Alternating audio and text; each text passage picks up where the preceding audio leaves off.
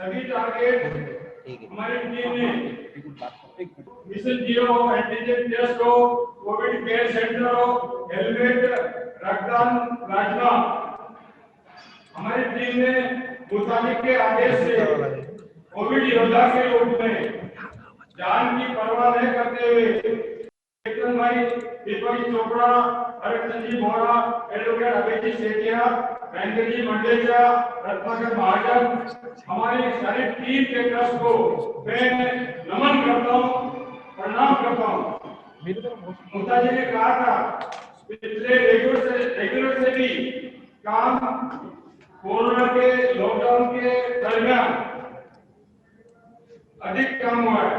लुंगर जी खुद मानते हैं पूरे देश एक तरफ, महाराष्ट्र राज्य का काम एक तरफ, महाराष्ट्र राज्य को विशेष महत्व है।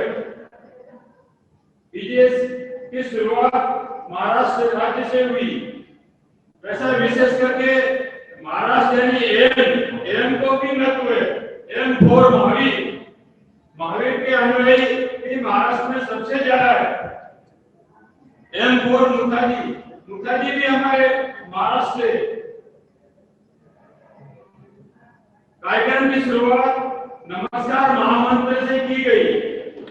मैं मानता हूं कि जैन धर्म में एक नमस्कार महामंत्र का विशेष महत्व है।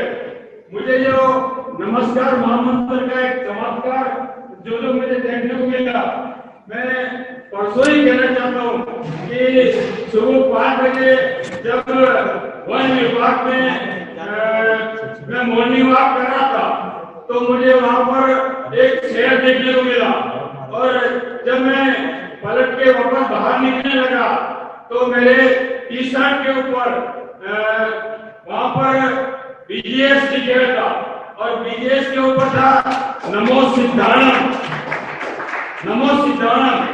तो मैं पलट के जब बाहर निकल रहा था तो शेर भाग के निकल गया। तो मैं तो कहना चाहूंगा कि एक नौकार महामंत्र का महत्व है, या हो सकता है बीजेएस का या बम के संयम का प्रभाव ये मैं मान सकता हूँ। हमारा कार्यकाल दिसंबर में खत्म होने वाला है। मैं यही कहना चाहूंगा, वैसे मैं प्रभु महावीर से प्रार्थना करता हूँ कि अगले जन्म में भी मुक्ता जी और लुंगर जी के अंडर में काम करने का अवसर मिले।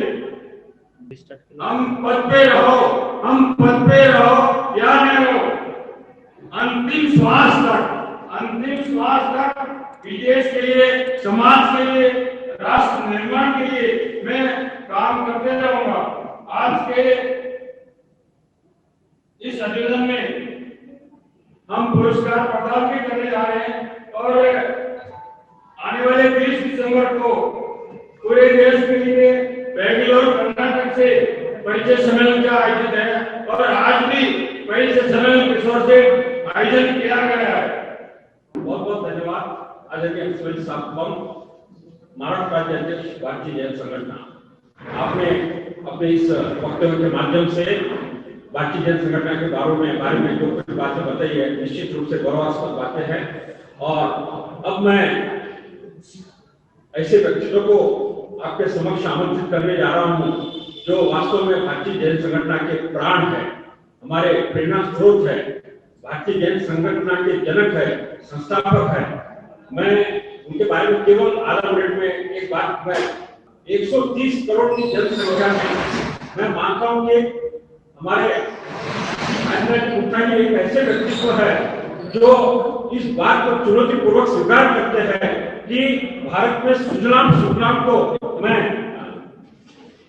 वास्तव में उसे क्रियान्वित करके और उसको करके दिखा सकता हूं। और हम देख रहे हैं सुजलाम जैसे कार्यक्रम को उन्होंने आज पूरे भारत में उनके चल रहे हैं। इसी प्रकार 130 करोड़ की जनसंख्या में मैं मानता हूं कि हमारे शांतिलाल जी मुक्ता जी एक ऐसे व्यक्तित्व है जो कहते हैं कि पूरे भारत की समाज को, ये पूरे भारत की हमारी आबादी को भी हम जो है बदल सकते हैं मूल्यवर्धन के माध्यम से, और इस चुनौती को भी उन्होंने साकार करने की दिशा में आगे बढ़ रहे हैं। तो ऐसे चुनौतीपूर्ण अगर कार्यों का अगर गौरव किया जाए, मैं समझता हूँ कि पिछले 3.5 दशक में अगर उनके खाली ग्लिम्पसेस भी अगर हम ले तो वहाँ एक बहुत बड़ा ग्रंथ बन सकता है। तो ऐसे चुनौतीपूर्ण कार्य करने वाले हमारे आदर्श साथ ही साथ भारतीय जैन संगठन के संस्थापक हमारे प्रेरणा स्रोत आदरणीय सांजय साहब गुप्ता से मैं विनम्र अनुरोध करता हूं कि आज का ये जो ऐतिहासिक अवसर है भारतीय जैन संगठन का भारत राज्य अधिवेशन का, लेकिन मैं मानता हूं कि ये केवल भारत राज्य का अधिवेशन नहीं है, आज इसमें संपूर्ण भारत से भारतीय जैन संगठन और समाज जैन समाज जुड़ रहा है। देश नहीं बल्कि प्रदेश से भी हमारा संपूर्ण समाज इसके साथ जुड़ रहा है। मेरा निवेदन है आदरणीय सांजय साहब गुप्ता से कि आज के इस भव्य आयोजन के समारोह पर अपने ऐतिहासिक ऐसे मार्गदर्शन को, क्योंकि मैं मानता हूं कि यह अधिवेशन भारतीय जैन संगठन के इतिहास में एक नया आयाम और नया डायमेंशन लेकर आ रहा है। तो मेरा विनम्र अनुरोध है भारतीय जैन संगठन के हमारे प्रेरणा स्रोत आदरणीय सांजय गुप्ता से वे हमें मार्गदर्शन प्रदान करें। आदरणीय सांजय साहब गुप्ता, आप सभी को हमारे पुना सेक्टर पर आज भारतीय जैन संगठन के हमारे राष्ट्रीय संस्थापक आदरणीय सांजय साहब गुप्ता के साथ ही साथ हमारे भारतीय जैन संगठन के राष्ट्रीय ट्रस्टी विश्वस्त श्री अरुण जी नाहर और साथ ही साथ हमारे भारतीय जैन संगठन के शैक्षणिक प्रकल्प के प्रबंधक श्री विलास जी राठौर यह भी पूरा सेक्टर पर उपस्थित है। मैं उनको भी बहुत बहुत अभिवादन करता हूँ और उनका भी स्वागत करता हूँ। और मेरा निवेदन है आदरणीय सांजय साहब गुप्ता से वे अपना महत्वपूर्ण मार्गदर्शन प्रदान करें। आप सभी को सादर प्रणाम, जय जिनेन्द्र। आज के इस महाराष्ट्र के राज्य अधिवेशन की तैयारियों को आदरणीय हस्तिमल जी बम, आदरणीय नंद कुमार साकला, अभय सेठिया, रत्नाकर महाजन एवं महाराष्ट्र के सभी कार्यकर्ताओं ने मिलकर जो अथक परिश्रम किए, जो मेहनत ली, वो बहुत ही महत्वपूर्ण है और मैं उनको इसलिए बधाई देना चाहता हूं। आज के इस बीजेएस के राज्य अधिवेशन में मेरे साथ पुणे से मंच पर पधारे हुए भारतीय जैन संगठन के विश्वस्त आदरणीय श्री अरुण नाहर, भारतीय जैन संगठन के वाघोली के प्रबंध समिति के बीजेएस के अध्यक्ष आदरणीय विलास राठौड़, ईरोड से पधारे हुए आदरणीय राष्ट्रीय अध्यक्ष भाई राजेंद्र जी लुंकड़, जालना से पधारे हुए अभी मंच पर से जिन्होंने अपनी प्रास्ताविक को अपने सामने रखा हमारे हस्तिमल जी बम, अभय सेठिया, पूरे देश भर से पधारे हुए जैन समाज के सभी कार्यकर्ता, पदाधिकारी, महानुभाव, वैसे ही काफी सारे अन्य लोग भी आज इस अधिवेशन में जुड़े हैं जिन्होंने बीजेएस को बहुत ही ज्यादा अच्छे तरीके से सपोर्ट किया है। बीजेएस के विश्वस्त आदरणीय वल्लभ भाई भंसाली वो भी साथ में जुड़े हैं, आदरणीय डॉक्टर अभय जी फिरोदिया फोर्स मोटर के वो भी साथ में जुड़े हैं, डीएसपी इन्वेस्टमेंट्स के आदरणीय कोठारी जी वो लंदन में हैं, उनकी पूरी टीम ज्वाइन हो रही है, बजाज फाउंडेशन के सीईओ आदरणीय डॉक्टर अरुण जी जोशी वो भी ऑलरेडी जुड़ चुके हैं। आपको पता है देश में सन फार्मा ये सबसे बड़ी फार्मास्यूटिकल कंपनी है, आदरणीय दिलीप भाई संघवी की, उनके आदरणीय जनरल मैनेजर सीईओ चंद्रकांत जी अग्रवाल भी साथ में जुड़े हैं। बंबई में एटी चंद्रा फाउंडेशन करके बहुत ही बड़ा काम करने वाले हमारे सहयोगी आदरणीय अमित चंद्रा जी वो भी हमारे साथ खुद जुड़े हुए हैं और बहुत ही बड़े तरीके से काम करते हैं। केयरिंग फ्रेंड से हमारे निमेश भाई, निमेश सुमती वो भी साथ में जुड़े हैं। क्रेडाई से, बंबई से क्रेडाई और एमसीएचआई के सभी पदाधिकारी वो भी हमारे साथ जुड़े हैं। पुणे से जिन्होंने हमारे साथ काम किया, इसे लुंकड रियल्टी के अमित भी हमारे साथ जुड़े हैं। इसके साथ साथ देश भर से कई लोग आज इस अधिवेशन में सम्मिलित हुए हैं। आप सबका मैं बीजेएस के माध्यम से तहे दिल से, अंतःकरण से स्वागत करता हूं। आज हम काफी सारे विषयों पर मात्र कुछ घंटों में बातचीत करने वाले हैं। ऐसा समय बहुत कम आता है जब अपने सभी कार्यकर्ताओं के साथ एक साथ बात की जाती है। करीबन पिछले 35 वर्षों से संगठन का काम करने वाले हजारों कार्यकर्ता इस मिशन में जुड़े हुए हैं। लगातार 4 दशक तक काम करते रहना, यह बहुत बड़ी बात है। आज के इस अधिवेशन में अलग अलग शहरों से 100 50 लोग अपने अपने जगह पर एक हॉल में आकर इस चीज को, सम्मेलन को, अधिवेशन को समझने की और सुनने की कोशिश कर रहे हैं। ये कार्यकर्ताओं ने पिछले 35 वर्षों से संगठन को इस तरीके से बनाया है कि पूरे देश में एक अभूतपूर्व काम करने की क्षमता और पोटेंशियल रहने वाला यह ऑर्गेनाइजेशन सिद्ध हो चुका है। जब ये 35 वर्षों का एक्सपीरियंस हमारे सामने है, इतने सारे लोग साथ में जुड़े हुए हैं, जब एक्सपीरियंसेस आते हैं तो आगे क्या काम करना इसकी जानकारी मिलती है, तो आगे का विजन भी सामने आता है। जब आदरणीय अभय फिरोदिया जी जैसे, वल्लभ भंसाली जैसे महानुभाव इसमें अपना पूरा योगदान देते हैं, हमारे राष्ट्रीय कार्यकारिणी के सभी सदस्य इसमें जब योगदान देकर, इंटेलेक्चुअल कैपेसिटी देकर इस चीज को बढ़ाते हैं, तो हमारा पोटेंशियल और हमारी क्षमता इस देश में बड़ा बदलाव लाने की क्षमता रखती है। मैं ये कहना चाहता हूं कि भारतीय जैन संगठन में अब ये ताकत हुई है, ये क्षमता हुई है, ये पोटेंशियल क्रिएट हुआ है कि हम इस देश से बड़ा की बड़ा काम अपने हाथ पर, अपने कंधों पर लेकर उसको हम निभा सकते हैं। ये बड़े गर्व की बात है जैन कम्युनिटी के लिए। भले ही हम परसेंटेज में 1% से कम क्यों ना हो, लेकिन हम दो बातें करते हैं। हम हमारे समाज के इश्यू हमारे समाज में सॉल्व करने की कोशिश करते हैं, जैसे कि हमारे समाज के कौटुंबिक प्रश्न, विवाह के प्रश्न, वधूवर परिचय सम्मेलन के प्रश्न, सामूहिक विवाह के प्रश्न। अभी ये अधिवेशन का उद्घाटन होने के पहले विधवा विधुर परित्यक्ताओं का, डायवर्सिटीज का परिचय सम्मेलन का उद्घाटन मैंने किया है। मतलब बीजेएस का अधिवेशन शुरू है और बीजेएस के ऑनलाइन वधूवर परिचय सम्मेलन भी आज शुरू है। यह टेक्नोलॉजी का कमाल है कि एक तरफ से हम हमारा प्रोग्राम कर रहे हैं और दूसरी तरफ से हमारे ही लोग कई प्रोग्राम अपने अपने क्षेत्र में दूसरी तरफ आयोजित कर लोगों को बेनिफिट पहुंचा रहे हैं। इसलिए मैं यह कहना चाहता हूं कि अभी कोरोना का कार्यकाल शुरू है, आप सबको पता है। कोरोना में हमने कितना काम किया, क्या काम किया, उसकी काफी सारी जानकारी आपको है। लेकिन क्योंकि यह राज्य अधिवेशन हो रहा है, राज्य अधिवेशन में पूरे किए हुए कार्य का संक्षेप में ब्यौरा देना, बहुत शॉर्ट में जानकारी सबको देना, यह हमारा कर्तव्य बन जाता है।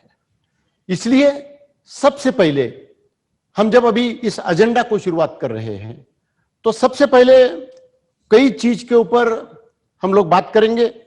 पहले कुछ मिनट के लिए हम कोविड में हमने एग्जैक्टली क्या काम किया है, कंसोलिडेटेड सबको एक 5-7 मिनट में हम सबको यह बताने की कोशिश करेंगे कि हमने कोविड में पूरे भारतवर्ष में बीजेएस के माध्यम से कितना काम हो चुका है। तो आइए, चलो मैं आपको एक फिल्म बताना चाहता हूं। एक फिल्म देखकर हम कोविड में कितना काम हुआ है वो देखेंगे और उसके बाद वो उसका स्वरूप देख के उसके बारे में आगे के फ्यूचर के प्लान को भी आपके सामने रखना चाहते हैं। फिल्म ठीक है।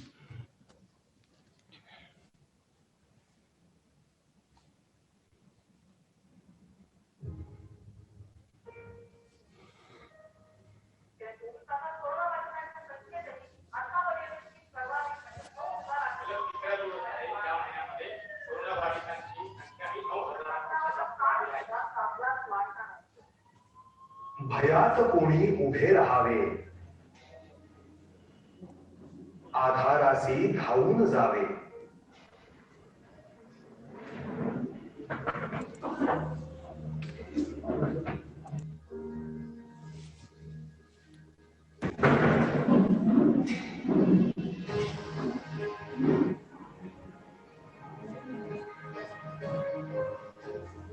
मानवता परित्राणासाठी क्षण क्षण अविरत कार्य करावे.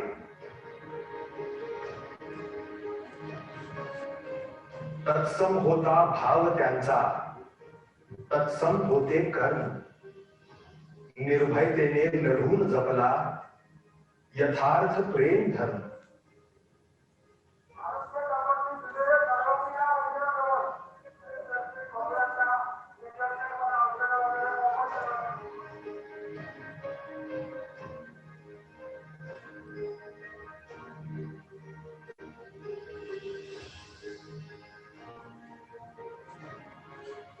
कुठे चिंता, कुठे हळहळ, कुठे तर खिन्न वारे. मनुजावरच्या विपदेने या विचलित होते सारे.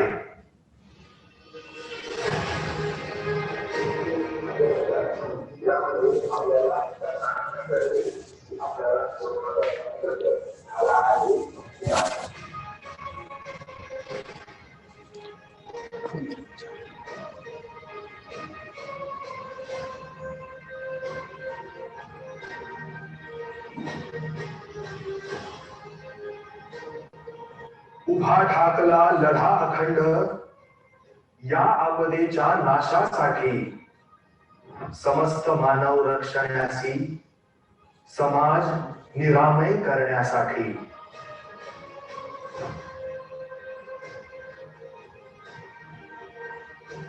संपूर्ण कोरोना काळात भारतीय जैन संघटनेच्या सोबतीने जनसेवेच्या प्रत्येक उपक्रमाला समर्थ साथ देत खंबीरपणे उभे राहिलेल्या आणि अविरत परिश्रम घेतलेल्या भारतातील आणि महाराष्ट्रातील सर्व प्रशासकीय व स्वयंसेवी संस्था, कोविड योद्धे आणि कार्यकर्त्यांचे मनपूर्वक आभार.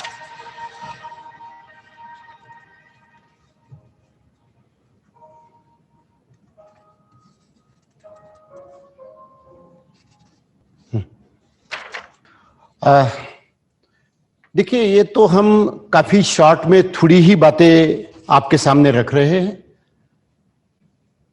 काफी लोगों को इसकी जानकारी पहले से है. मैं सिर्फ एक डैशबोर्ड आपके सामने लाना चाहता हूं कि एग्जैक्टली कोविड में बीजेएस के माध्यम से क्या काम हुआ और कितना काम हुआ. एक डैशबोर्ड आपके सामने ला रहा हूं. इसमें काफी सारे लोगों ने कोविड में बीजेएस को सपोर्ट किया, जिनकी जानकारी इस डैशबोर्ड पर आपके सामने रखी हुई है.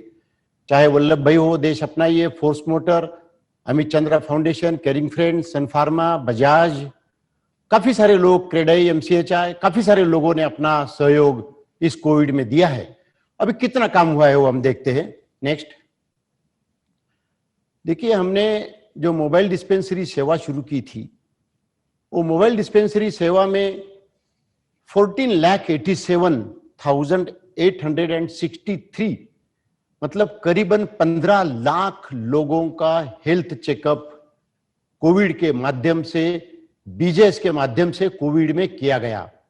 आप सोचिए, जब लॉकडाउन में घर से बाहर कोई आदमी निकलता नहीं था, ऐसे समय में 15 लाख लोगों का हेल्थ चेकअप करना, उनको दवाइयां प्रोवाइड करना, और उसमें से कई लोग, कई जगह पर जो कोविड पॉजिटिव लोग आते थे, कारपोरेशन उनको इमीडिएटली चेक करके हाथ में लेती थी.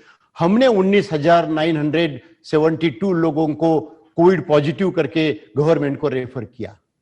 मतलब ये, मैं ये कहना चाहता हूं कि पूरे भारतवर्ष में इस तरह का जो काम, मतलब गवर्नमेंट को सपोर्ट करने का काम, ये हेल्थ में सपोर्ट करने का काम, बीजेएस का डोमेन हेल्थ का नहीं है, फिर भी 15 लाख लोगों का हेल्थ चेकअप पूरे मोबाइल डिस्पेंसरी के माध्यम से करवा के लेना, यह सबसे बड़ा महत्वपूर्ण काम बीजेएस के माध्यम से हुआ है। देखिए, इसके लिए सैकड़ों गाड़ियां, एम्बुलेंसेस, उसकी तैयारी, उसका प्रिपरेशन, फ्यूमिगेशन, डॉक्टर्स, ये सारी की सारी बातें होती थी और इस तरीके से हमने उसको कंप्लीट किया है। नेक्स्ट, हमने स्वैप सेंटर चलाया जो कि फोर्स मोटर के साथ में चलाया। एकमात्र ऐसी ऑर्गेनाइजेशन है कि 4,500 रुपए हमने लैब को दिया, लेकिन एक नया पैसा किसी से नहीं लिया और लोगों को यह राहत पहुंचाई जो डैशबोर्ड आपके सामने दिख रहा है। इसके नेक्स्ट, अभी ये हमने जो मिशन जीरो शुरू किया था आफ्टर मोबाइल डिस्पेंसरी सेवा, ये जो मिशन जीरो शुरू किया, ये मिशन जीरो में 7,68,000 लोगों का चेकअप किया गया। 2 लाख कोरोना पॉजिटिव लोगों को इमीडिएट गवर्नमेंट के पास रेफर किया गया।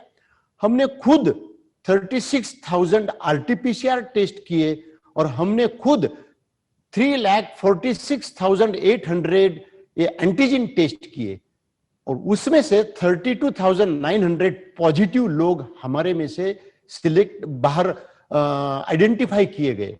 मतलब ये एक सोचने जैसी बात है कि पूरे बंबई सिटी में, एमएमआर रीजन में, महाराष्ट्र में, पूना में, पिंपरी चिंचवड़ में हमारे फोर्स मोटर, वल्लभ भाई बंसाली, हमारे यूनाइटेड वे, सब लोगों ने मिलकर इस चीज को कंप्लीट पूरा करने की कोशिश की है। और ये इतना बड़ा काम, इतने पॉजिटिव पेशेंट्स को ढूंढना, इतने लोगों का टेस्ट करना, सब कार्यकर्ताओं ने महाराष्ट्र में, तमिलनाडु में, कर्नाटका में इतने जोर से इस चीज को किया। मैं सब कार्यकर्ताओं को नमन करना चाहता हूं कि अपना घर छोड़ के, परिवार को प्रॉब्लम में लाके वो खुद होकर मैदान में गए और लोगों की सेवा देने की कोशिश की।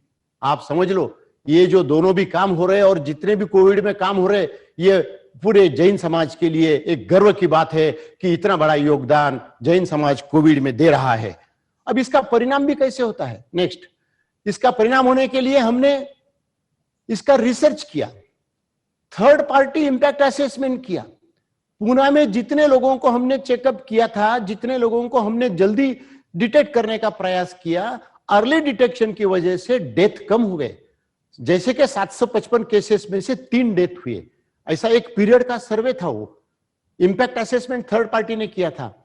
इसका मतलब अगर हमने अर्ली डिटेक्शन किया तो 0.5% से भी कम लोगों की मृत्यु हुई। इसका मतलब ये बहुत ज्यादा जरूरी था जो हमने किया, कई लोगों की जानें बची है और यही सही धर्म है, ऐसा मुझे लगता है। नेक्स्ट, इस तरीके की प्रचार गाड़ियां हमने यूज की, प्रचार रथ यूज किए और इसके अनाउंसमेंट करना, जिंगल लगाना, हमारे प्रीति जी महाराज साहब की तरफ से गाने लगाकर उसको पूरे गीत के रूप में उसको बाहर भेजा गया था। नेक्स्ट, इस तरीके से हमने इस प्रचार रथ का माहौल सब तरफ बना दिया। इतना ही नहीं, पूना सिटी में, नेक्स्ट, पूना सिटी में, पूरे पूना और पिंपरी चिंचवड़ में बीजेएस और फोर्स मोटर और कारपोरेशन के माध्यम से इस तरीके से होल्डिंग्स, वीएलडीज, बस स्टॉप पर, पूरे सिटी में इलेक्ट्रॉनिक बोर्ड, ये सारे लगाए गए थे कोविड कार्यकाल में। एक बड़ा काम फोर्स मोटर और बीजेएस के माध्यम से पूरे पूना सिटी में किया गया। नेक्स्ट, इसके बाद में हमने महाराष्ट्र के हेल्थ मिनिस्टर राजेश टोपे, इनको हमारे कार्यालय में बुलाकर उनके साथ एक पूरे दिन भर शूटिंग करके, पूरा दिन भर शूटिंग करके कोरोना के बारे में जो मिसअंडरस्टैंडिंग है, जो लोगों के दिल में डर है कि कोरोना का डर इतना नहीं है, लेकिन उससे ज्यादा कोरोना के डर का ज्यादा प्रॉब्लम है, इसलिए ज्यादा से ज्यादा लोगों को सहयोग मिलना चाहिए करके हमने आदरणीय आरोग्य मंत्री महाराष्ट्र के, उनको हमारे ऑफिस में बुलाकर उनके इंटरव्यू लेकर वो दूरदर्शन के 6 एपिसोड में दिए। रेडियो में 12 दिन लगातार इसको रिले किया गया, महाराष्ट्र के कई न्यूज़पेपर में इसको दिया गया, सोशल मीडिया में इसको वायरल किया गया। इस तरीके से महाराष्ट्र में एक बड़ा अवेयरनेस करने का काम हमें मौका मिला है। नेक्स्ट, हमने पूना में बजाज ग्रुप के साथ एक कोविड केयर सेंटर खड़ा किया था। विमान नगर में हमने ये कोविड केयर सेंटर खड़ा किया। आप मानिए 8,357 कोरोना पॉजिटिव लोगों को वो कोविड केयर सेंटर में रखा गया, उनकी देखभाल की गई, उपचार किए गए और उनको डिस्चार्ज दिया गया। जुलाई से लेकर के नवंबर तक ये कोविड केयर सेंटर चला। ये बहुत बड़ी बात है। आज अगर एक ऑर्गेनाइजेशन बजाज के साथ मिलकर 8-8, 10-10 हजार पॉजिटिव पेशेंट्स का पूरा एंड टू एंड केयर करती है, तो ये जैन समाज के लिए निश्चित बहुत बड़ी बात है, ऐसा मैं मानता हूं। इसके बाद हमने ब्लड कलेक्शन शुरू किया था। आपको पता है पिछले 2 दिन से महाराष्ट्र में ब्लड का बड़ा शॉर्टेज हो रहा है। आदरणीय मुख्यमंत्री जी लगातार टीवी पर ब्लड कलेक्शन का आह्वान कर रहे हैं। हमने तो लॉकडाउन शुरू होते ही 1 हफ्ते के अंदर पूरे महाराष्ट्र से ये इतने जगह से ब्लड कलेक्शन किया। क्या मालूम, मैं क्या कार्यकर्ताओं को मैं प्रणाम करता हूं कि लॉकडाउन के समय पे इस तरह का ब्लड कलेक्शन करना, इस तरह का काम करना, घर से बाहर निकलना, ये बहुत बड़ी बात हमारे कार्यकर्ताओं के माध्यम से पूरे महाराष्ट्र में हुई है। मैं कार्यकर्ताओं को धन्यवाद देना चाहता हूं। हम यहां तक नहीं रुके, हमने सेरो सर्वेलेंस स्टडी किए। औरंगाबाद के कार्यकर्ताओं ने सेरो सर्वेलेंस किया। 4327 लोगों का सैंपल था और उसमें 11.81% सेरो सर्वेलेंस की एंटीबॉडीज क्रिएट हुई। ये अनुमान सामने आया। औरंगाबाद मेडिकल कॉलेज कॉर्पोरेशन और बीजेएस ने मिलकर इस अभियान को सक्सेसफुली कंप्लीट किया। इतना ही नहीं, इसके बाद में हमने मालेगांव का सेरो सर्वेलेंस किया। 5919 सैंपल्स लिए गए और मालेगांव में 16% लोगों में एंटीबॉडीज आई है। ये हमने अभी तक रिपोर्ट रिलीज नहीं किया, आने वाले 2 दिन में महाराष्ट्र के हेल्थ मिनिस्टर इसको रिलीज करेंगे। मैं कहना यह चाहता हूं कि इस तरीके से सेरो सर्वेलेंस के काम भी हमारी तरफ से हुए और ये सेरो सर्वेलेंस का काम हमारी तरफ से होने के बाद हमने इस कोविड में अच्छे तरीके से काम करने का प्रयास किया। अभी जैसे कि यह काम कोविड का हो रहा है, ये जो काम आपको दिखाया गया वो अभी तक जो हुआ उसकी संक्षेप में जानकारी दी। अभी जो चल रहा है महाराष्ट्र और तमिलनाडु में, महाराष्ट्र के 3 डिस्ट्रिक्ट अहमदनगर, नासिक एंड औरंगाबाद और तमिलनाडु के 3 डिस्ट्रिक्ट, ऐसे 6 डिस्ट्रिक्ट में जो हॉस्पिटल्स है वो हॉस्पिटल में oxygen and ICU bed provide करना, उसका सप्लाई करना, ये इंडिया की एसीटी करके एक इनिशिएटिव है, ऑर्गेनाइजेशन है, जो भारत के 100 स्टार्टअप मिलके उन्होंने इस ऑर्गेनाइजेशन को खड़ा किया है, एसीटी को, जिन्होंने 100 करोड़ रुपीस का फंड कलेक्ट किया है। उनके साथ बीजेएस ने एमओयू किया है और ये 6 डिस्ट्रिक्ट में जो हॉस्पिटल्स है उनमें आईसीयू बेड बढ़ाना और उसमें ऑक्सीजन बेड बढ़ाना, ये ऑब्जेक्टिव हमारा शुरू है और उसके भी काम आने वाले 8 दिन में, 15 दिन में उसके भी रिजल्ट आने वाले हैं। इसके बाद भी कई इनिशिएटिव हमने किए हैं। मैं आपको यह भी कहना चाहता हूं कि इस माध्यम से इस कोरोना के कार्यकाल में बीजेएस को यूनाइटेड वे जैसी ऑर्गेनाइजेशन मिली, जिन्होंने बीजेएस को काफी बंबई में सपोर्ट भी किया। मैं ये भी कहना चाहता हूं कि इस माध्यम से बीजेएस को बिल गेट फाउंडेशन जैसे पार्टनर मिले। आज दुनिया में बिल गेट फाउंडेशन से पार्टनरशिप करना यह बड़ा मुश्किल काम है। उनकी 1-1 साल की प्रोसेस होती है इनपैनलमेंट की, लेकिन बीजेएस सौभाग्यशाली है कि बीजेएस इनपैनलमेंट हो चुका है और बीजेएस का बिल गेट फाउंडेशन का एमओयू भी हो चुका है और बीजेएस बिल गेट फाउंडेशन के साथ भी काम कर रहा है। तो इसका मतलब एक है भाइयों, मैं आपको कहना चाहता हूं कि अब बीजेएस के सामने जितनी भी चुनौतियां देश में आएगी वो चुनौतियों का सामना करने का पोटेंशियल बीजेएस में है, ये मैं बीजेएस के एंगल से कहना चाहता हूं। और वो केवल और केवल हमारे पूरे कार्यकर्ता जो देश भर में फैले हुए हैं, वो कार्यकर्ता इस चीज को आगे सींचने की कोशिश कर रहे हैं।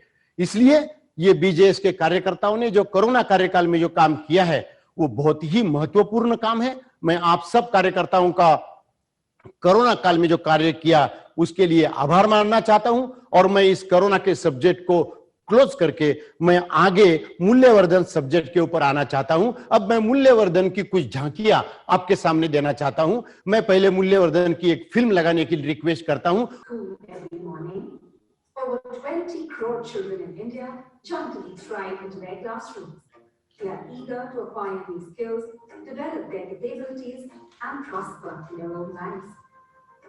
While all of this happens, a prime objective of school education, apart from achieving holistic development of the children, is also to make them responsible citizens who would strive for the betterment of the society. It is with the intention to pursue this fundamental objective that Shantilal Mukherjee, a non-governmental organization from Pune, launched its flagship program, Mulya Vardhan, for the schools in the country. Mulya Vardhan has been designed to instill the values enshrined in the Constitution of India among the children in an age-appropriate and easy-to-understand manner. It has a graded curriculum starting from Standard 1, carefully designed to encourage a learner-centered, child-friendly and joyful class environment. This is made possible through cooperative learning in the form of paired discussions, group discussions and cooperative games. It promotes thinking and questioning skills among children, providing avenues for experiential learning. It emphasizes on stimulating the power of expression among children, developing their social, emotional competencies for nurturing the values. Mulya Vardhan will be reaching all the 67,000 government primary schools across Maharashtra. The success of Mulya Vardhan is not just based on the training field. Rather, it depends on how well the teachers have been able to translate the training into actual classroom practices.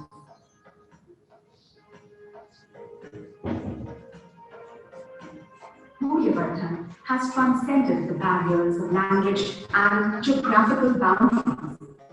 This program is being successfully implemented in the state of Goa since the last 2 years.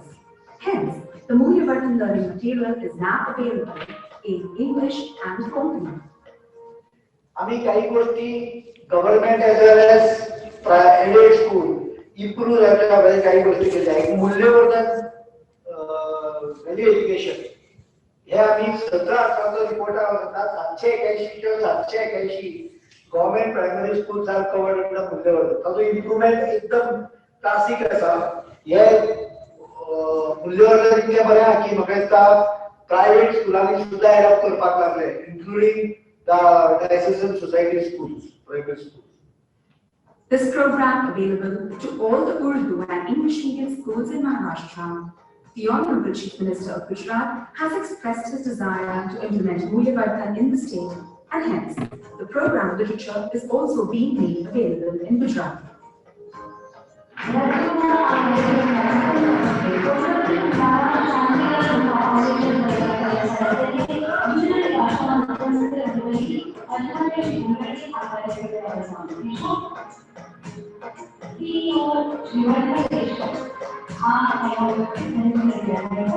A sapling planted in 2009 in the Beed district of Maharashtra has now transformed into a full-grown blossoming tree. This program, which has steadily evolved through field trials, evaluations and years of experience behind it, has deservedly earned the support of the very renowned Tata Trusts. मूल्यवर्धन कार्यक्रम हा मूल्य शिक्षणाचा भारतातील सर्वात मोठा प्रयोग म्हणता येईल. आता 2 वर्षात हा प्रयोग संपूर्ण महाराष्ट्रात यशस्वी करून देशभरामध्ये सर्व ठिकाणी जाईल असा मला विश्वास आहे. One innovation successful at one school, we can take, adopt and spread it to millions of schools. That is the power of multiplication. We want all such good ideas like Mulya Vardhan and others to be assessed properly and to be taken on board in a format which is acceptable for everyone. Mulya Vardhan, which has been so warmly accepted by schools, teachers and students alike, is all poised to scale greater heights and embrace newer territories.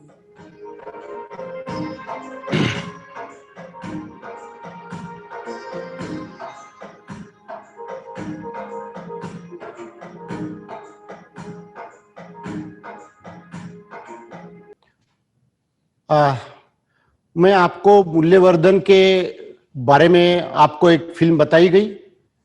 जैसे मैंने पहले कहा कि मूल्यवर्धन का reach कहां तक हुआ है. मूल्यवर्धन आप सबको पता है कि पिछले करीबन 12 वर्षों से हम मूल्यवर्धन को इंप्लीमेंट करने का प्रयास कर रहे हैं.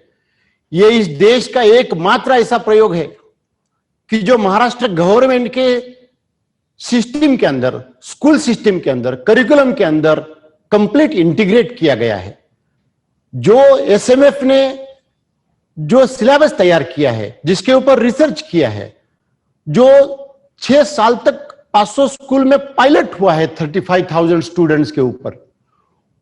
वो प्रोग्राम 6 साल के पायलट के बाद गवर्नमेंट ऑफ महाराष्ट्र ने उसका करिकुलम एक्सेप्ट किया, as a government of Maharashtra initiative करके उसको शुरू किया, और मात्र 2015 के बाद 4 साल में 67,000 महाराष्ट्र के जिला परिषद स्कूल्स में मूल्यवर्धन इंप्लीमेंटेशन हो रहा है।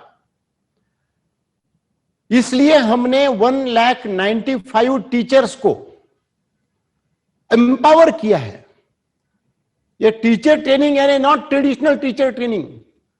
गवर्नमेंट का टीचर मूल्यवर्धन का ट्रेनिंग लेता है तो बाकी सब भूल जाता है और मूल्यवर्धन के पीछे लग जाता है। ये गेम चेंजर है। ये सब टीचर सभी चेंज एजेंट बन गए हैं, और ये सब टीचर बढ़िया ढंग से महाराष्ट्र के जिला परिषद के स्कूल में मूल्यवर्धन को इंप्लीमेंट कर रहे हैं। इनके माध्यम से महाराष्ट्र के 44 लाख स्टूडेंट्स मूल्यवर्धन का बेनिफिट ले रहे हैं। ह्यूज बेनिफिट महाराष्ट्र में शुरू है। महाराष्ट्र के सभी students, parents, teachers, principles, government के सभी ऑफिशियल्स और सभी पॉलिटिकल पार्टीज, सभी जाति धर्म के लोग, मैं आपको कहना चाहता हूं, महाराष्ट्र में मराठी, हिंदी, इंग्लिश, उर्दू, कोंकणी, ये सभी लैंग्वेजेस में मूल्यवर्धन करिकुलम तैयार किया गया है, और पूरे कंट्री में इस मूल्यवर्धन करिकुलम को एक्सेप्टेंस मिला है। गोवा की सभी प्राइवेट स्कूल्स, गोवा की सभी क्रिश्चियन कम्युनिटी की स्कूल्स, गोवा की सभी आरएसएस की स्कूल्स, गोवा की सभी डायसन बोर्ड की स्कूल्स जिसमें मूल्यवर्धन शुरू है, और अभी अभी गुजरात में गुजरात के मुख्यमंत्री जी के माध्यम से इसको शुरू किया गया है। तो आइए भाइयों, जो प्रोग्राम डिजाइन करके इतनी साल मेहनत करने के बाद आज उसकी एक्सेप्टेबिलिटी पूरे कंट्री भर में आ रही है, नई एजुकेशन पॉलिसी के साथ उसको अलाइन किया गया है, इस तरीके का प्रोग्राम तैयार करने का सौभाग्य हम सब लोगों को मिल रहा है। यह सबसे इंपॉर्टेंट बात है जो मैं ये समझ रहा हूं। तो इसलिए ये मूल्यवर्धन के बारे में बड़ा काम इस माध्यम से हो रहा है, ये मैं आपको कहना चाहता हूं। तो मैंने आपको सबसे पहले कोरोना के बारे में जितना भी काम हुआ उसके बारे में बताया। फोर्स मोटर का उसमें किस तरीके से सहभाग था वो भी मैंने आपको बताया। डॉक्टर अभय जी फिरोदिया हमारे साथ जुड़ चुके हैं, वो भी मैंने आपको बताया है। और इस तरीके से वल्लभ भाई बंसाली भी जुड़ चुके हैं और अमित चंद्रा साहब भी जुड़ चुके हैं। इस तरीके से एक प्रोग्राम इस तरीके से चल रहे हैं कि अभी ये मूल्यवर्धन जैसा प्रोग्राम आने वाले फ्यूचर में ज्यादा से ज्यादा राज्यों में कैसा जाए। अभी महाराष्ट्र में 1ली से 5वीं तक था, अभी राज्य शासन ने पिछले 2 महीने पहले हमको 6ठी, 7वीं, 8वीं का करिकुलम करने के लिए कहा है। गोवा में भी 6 to 10 का करिकुलम किया गया है। तो इस कार्यालय से करिकुलम बनाना, एक्टिविटीज के साथ जोड़ना, और अभी हम आने वाले कुछ दिनों में इसको प्राइवेट स्कूल में शुरू करने के, प्राइवेट बच्चों के साथ शुरू करने की कोशिश करेंगे, जो मैं नेक्स्ट सेशन में आपको जिसके बारे में बताना चाहता हूं। तो इस तरीके से मूल्यवर्धन का पूरा की पूरा काम पूरे भारतवर्ष में काफी अच्छे तरीके से शुरू है। ये मेरे महाराष्ट्र के और भारत देश के अभी जो देख रहे हैं हर जगह के लोग जो अपने अपने सेंटर से 100-150 के माध्यम से इस चीज को देख रहे हैं, उन सबको मैं कहना चाहता हूं कि आप सब लोगों को गर्व होना चाहिए। इस तरीके का काम बीजेएस के माध्यम से कई सालों से शुरू है और आप सब लोग अपने अपने जगह पर बैठकर इसको कंप्लीट करने की कोशिश कर रहे हैं। मैं आप सबको नमन करता हूं और आप सबके सहयोग से ही ये काम पूरे देश में एक बड़ा परिवर्तन लाने के लिए बीजेएस सज्ज है, इतना आपको कहना चाहता हूं। और मैं नेक्स्ट सब्जेक्ट के ऊपर आपके साथ बात करना चाहता हूं। नेक्स्ट सब्जेक्ट है सहयोगी शिक्षण अभियान। भाइयों, सहयोगी शिक्षण अभियान यानी पिछले 10 महीने से कोरोना की वजह से स्कूल्स बंद है और सब तरफ पूरे कंट्री में स्कूल बंद, शिक्षण चालू। शिक्षण चालू यानी ऑनलाइन चालू। आई एग्री, लेकिन भारत में कितने बच्चे ऑनलाइन शिक्षण ले सकते हैं? हम लोगों ने उसके ऊपर 3 महीने से बड़ा रिसर्च कर रहे हैं। आने वाले 15 दिन में रिसर्च का रिपोर्ट सामने आएगा। एक रिसर्च किया है यूनिसेफ और गवर्नमेंट ऑफ महाराष्ट्र ने, जिससे यह अनुमान निकला है कि 50% बच्चे महाराष्ट्र के ऑनलाइन एजुकेशन के लिए आज कॉम्पिटेंट नहीं है, या इंफ्रास्ट्रक्चर नहीं है, या वो अफोर्ड नहीं कर पा रहे हैं। लेकिन वो जो रिसर्च था वो पहली से 10वीं तक का था। हम जो रिसर्च कर रहे हैं पहली से 5वीं तक, और सिर्फ गवर्नमेंट स्कूल का रिसर्च कर रहे हैं, क्योंकि हम गवर्नमेंट स्कूल के डोमेन में काम कर रहे हैं। इसलिए गवर्नमेंट स्कूल का रिसर्च, ये कंट्री का पहला रिसर्च हमारा अगले हफ्ते में सामने आने वाला है। और ये रिसर्च में यह सामने आएगा कि लॉकडाउन में कितने बच्चे ऑनलाइन शिक्षण से वंचित हो रहे हैं जिला परिषद के। यही तो हमारा क्या है, आखिर में हमारा आखिरी का आदमी, हमारे देहात का आदमी अगर वो कॉम्पिटेंट नहीं बना तो हम कितने भी खुशहाली में रहेंगे तो कोई फायदा नहीं उसका। कोई धर्म ऐसा नहीं सिखाता है। इसलिए हमारी ये नैतिक जिम्मेवारी बनती है। दूसरी बात मैं कहना चाहता हूं कि ये कोरोना काल में बीजेएस का एक वैशिष्ट्य है। 1993 को जब लातूर में भूकंप हुआ तब वहां से 1200 अनाथ बच्चों को पुणे में लाया गया। हमारे आदरणीय दीपचंद जी गार्डी, मफतराज मेहता और नवलमल जी फिरोदिया, ये 3 मुझे मेंटोर थे एट दैट टाइम। ये तीनों ने मुझे काफी अच्छा डायरेक्शन दिया वाघोली का स्कूल शुरू करने के बारे में, बच्चों को बढ़ाने के बारे में। और उस वक्त हमने स्टडी किया था, कोई भी डिजास्टर में जो बच्चे डिजास्टर को देखते हैं और सहते हैं, उनके दिमाग के ऊपर उसका काफी ज्यादा असर होता है, जो हमको दिखाई नहीं देता। जिसको हाथ पैर को कुछ लगता है तो हम इमीडिएट उसको जाके दवाई तो दे सकते हैं, लेकिन जिसके दिमाग के अंदर कुछ प्रॉब्लम आते हैं और बाहर से हमको अगर कुछ समझता नहीं है तो हम कुछ नहीं कर सकते। गुजरात के भूकंप में हमने 368 स्कूल बना के 1,20,000 बच्चों को स्कूल के अंदर रखा। जम्मू कश्मीर अर्थक्वेक में भी वही किया। जबलपुर अर्थक्वेक से बच्चे पुणे में लाए। जम्मू कश्मीर अर्थक्वेक से 500 मुस्लिम बच्चों को पुणे के वाघोली में लाया गया। महाराष्ट्र में आत्महत्या किए हुए 1000 बच्चों को वाघोली के हॉस्टल में लाकर उनका संगोपन करने का एक्सपीरियंस भी बीजेएस को है। और उसी वक्त हमको पता चलता है कि बच्चों में कैसा असर होता है ऐसी चीज का। अगर लॉकडाउन में बच्चों को स्कूल नहीं है, घर के बाहर नहीं जाना है, घर के अंदर टीवी देखना है और वो कोरोना की न्यूज, वो एम्बुलेंस, वो हॉस्पिटल्स देखना है और रोज के फिगर्स देखना है, आप सोचो उसके दिल पर क्या बीतती होंगी। जस्ट 1 सेकंड के लिए पॉज करके सोचो कि वो छोटे छोटे बच्चे, उनके दिमाग के ऊपर क्या असर होता होगा। 1 साल अगर किसी का पढ़ाई में दुर्लक्ष्य हो जाता है तो वो लड़का ड्रॉप डाउन हो जाता है, ड्रॉप आउट हो जाता है। इतना ही नहीं, उसके दिमाग में कई सारी बातें चलती रहती है। हमने इसके स्टडी 25 साल में काफी किए हुए हैं। इसलिए हम लोगों ने इस कोरोना काल में जो असर बच्चों के ऊपर हुआ है उसमें से उनको बाहर निकालने के लिए ड्यूरिंग दिस कोरोना गांव में सरपंच का सहयोग लेकर, ग्राम पंचायत की परमिशन लेकर, उस गांव के 2 स्वयंसेवक को अपॉइंट करके, वो 2 स्वयंसेवक को पुणे से ऑनलाइन ट्रेनिंग देके, उस गांव के कोई भी एक कंबाइन जगह पर पेरेंट्स की परमिशन लेके बच्चों को स्कूल में लाया गया है। और बच्चों का स्कूल कोरोना के लॉकडाउन में और अभी के कार्यकाल में शुरू है। यह काम पूरे कंट्री में इस लेवल पर सिर्फ अपनी ऑर्गेनाइजेशन कर रही है। और यह पोटेंशियल हमारे ऑफिस के इस लोगों में और हमारे ग्राउंड पर काम करने वाले हजारों बीजेएस के कार्यकर्ताओं के अंदर है। ये दोनों का मिक्सचर है। एक तरफ से प्रोफेशनल डिजाइन करके प्रोग्राम ग्राउंड पर देना, ये हमारा काम है।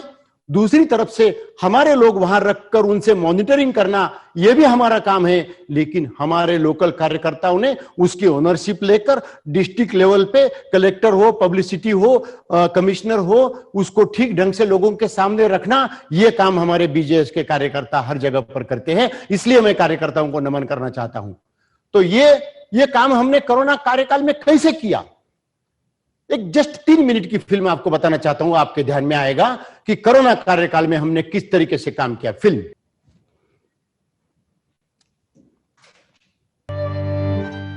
कोरोनाच्या संकटामुळे भारतभरातील शाळा बंद आहेत. परिणामी लाखो विद्यार्थी शिक्षणाच्या प्रवाहापासून दूर झाले आहेत. सध्या ऑनलाईन शिक्षणाच्या माध्यमातून विद्यार्थ्यांना जोडण्याचा प्रयत्न सुरू आहे. मात्र याचा लाभ बऱ्याच विद्यार्थ्यांना घेता येत नाही. अशा संकट काळात शांतीलाल मुथा फाउंडेशनने एक विशेष कार्यक्रम नियोजित केला आहे. सहयोगी शिक्षण अभियान. प्राथमिक शाळातील मुलांसाठी नियोजित केलेल्या या कार्यक्रमामुळे मुलांचे सामाजिक व भावनिक कौशल्य विकसित होईल. त्याचबरोबर त्यांचे भाषा कौशल्य, सर्जनशीलता, चिकित्सक विचार करण्याच्या क्षमतांना बळ मिळेल. यामुळे त्यांची शाळेतील कामगिरी ही उत्तम राहील. सहयोगी शिक्षण अभियानाचे मुख्य वैशिष्ट्य असे की हा कार्यक्रम गाव पातळीवर स्वयंसेवकांच्या माध्यमातून राबविला जातो. किमान 10वी पास असणाऱ्या स्वयंसेवकांना आपण शिक्षण सारथी संबोधतो. सहयोगी शिक्षण अभियानासाठी विशेष अभ्यासक्रम तयार केला गेला आहे. यात शालेय अभ्यासक्रमांशी निगडीत विविध उपक्रम तयार केले आहेत. शैक्षणिक साहित्यात ध्वनिमुद्रित गाणी, गोष्टी, संभाषणांचा समावेश केला आहे, जे मोबाईलच्या माध्यमातून शिक्षण सारथी मुलांना सहज ऐकवू शकतील. शांतीलाल मुथा फाउंडेशन द्वारा विकसित केलेल्या आणि महाराष्ट्रातील सर्व जिल्हा परिषद प्राथमिक शाळेत अंमलात आणलेल्या मूल्यवर्धन कार्यक्रमाच्या पार्श्वभूमीवर सहयोगी शिक्षण अभियान हा कार्यक्रम आखला गेलेला आहे. मूल्यवर्धन कार्यक्रमासाठी नेमलेल्या तालुका कोऑर्डिनेटर्सच्या माध्यमातून सहयोगी शिक्षण अभियानाचा प्रचार केला जात आहे. तालुका कोऑर्डिनेटर्स गावोगावी जाऊन गावातील सरपंच, पालक, गावातील वरिष्ठांना अभियानाबद्दल माहिती देतात. इच्छुक गावात हा कार्यक्रम सुरू केला जातो. स्वयंसेवक अर्थात शिक्षण सारथींना शांतीलाल मुथा फाउंडेशन कडून ऑनलाईन ट्रेनिंग दिले जाते. मोबाईलद्वारे त्यांना कार्यक्रमाची शिक्षण सामुग्रीही उपलब्ध करून दिली जाते. ट्रेनिंग नंतर शिक्षण सारथी आपल्या गावात समाज विद्या केंद्र सुरू करतात. ही केंद्र घराबाहेरच्या मोकळ्या ठिकाणी, शाळेच्या आवारात अशा विविध ठिकाणी महाराष्ट्रातील अनेक जिल्ह्यात सुरू झाली आहेत. हे समाज विद्या केंद्र दिवसातून 1 ते 1.5 तास चालतात. दिलेल्या वेळापत्रकानुसार विविध उपक्रम घेतले जातात. या ठिकाणी मास्कचा वापर, सोशल डिस्टन्सिंग, हँडवॉश अशी कोविडची काळजीही घेतली जाते. शिक्षणाच्या या विशेष कार्यक्रमाला सर्वच ठिकाणाहून उत्तम प्रतिसाद मिळत आहे. माझं नाव वैशाली सुनील गरुड. जे केंद्र सरने चालू केलंय ना ते खूप चांगलं आहे. मुलं खूप बोर झाले होते लॉकडाऊन मध्ये. त्यांना आता एक 2 घंट्यासाठी सर जे वेळ देत आहे ना ते खूप चांगलं झालं. आम्हाला पण खूप चांगलं वाटतंय. मी सोनाली ईश्वर जगताप. इथे जे दरेगाव समाज केंद्र जे चालू केले आहे तिथे लहान मुलांना खूप एन्जॉय येत आहे आणि जे घरी बसलेले होते ते पण लहान मुलं सगळं तिथे जात आहे. त्यांना खूप चांगलं वाटतंय. विशेष म्हणजे हा कार्यक्रम विद्यार्थ्यांनाही खूप आवडतोय आणि समाज विद्या केंद्रात उपस्थित राहण्यासाठी ते उत्सुक असतात.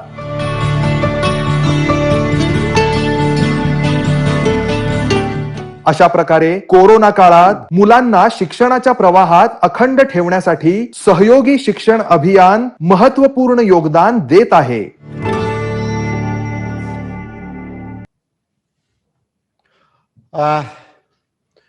जैसे कि आप सबको बताया गया कि कोरोना काल में किस तरीके से ड्यूरिंग लॉकडाउन या अभी भी, जबकि प्राइमरी स्कूल्स बंद है सब तरफ पूरे कंट्री में, और फिर भी गांव के मान्यता से, पेरेंट्स के मान्यता से और बाकी सभी लोगों के सहयोग से ये समाज शिक्षा अभियान, सहयोगी शिक्षा अभियान शुरू है. इसलिए हम ये कहना चाहते हैं कि ये अभी हम ज्यादा से क्योंकि पहले पता नहीं था कहां तक आगे बढ़ सकता है. अभी सेकंड वेव, थर्ड वेव लोग एंटिसिपेट कर रहे थे.